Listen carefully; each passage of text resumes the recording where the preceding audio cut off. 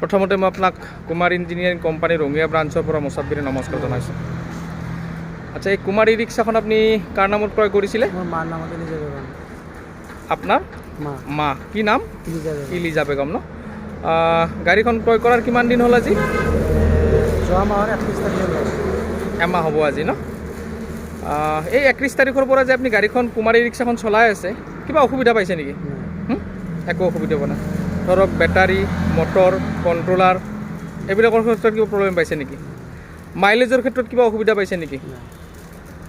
ঠিক আছে, আজি আপোনাৰ প্ৰথম ছাৰ্ভিচিংটো আপোনাক কৰি দিয়া হ'ল। আপুনি সময়মতে ছাৰ্ভিচিংসমূহ কৰিব।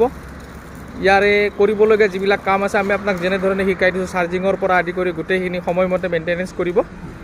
নিশ্চয় আপুনি ভাল ছাৰ্ভিচ পাব। কিবা প্ৰব্লেম হ'লে আপুনি আমাৰ নিয়াৰেষ্ট ব্ৰাঞ্চ ৰঙিয়া আছে, বাইহাটা আছে, নলবাৰী আছে, সকলোতে আপুনি ইয়াৰে সুবিধা পাব।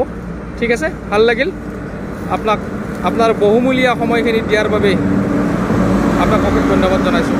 ধন্যবাদ।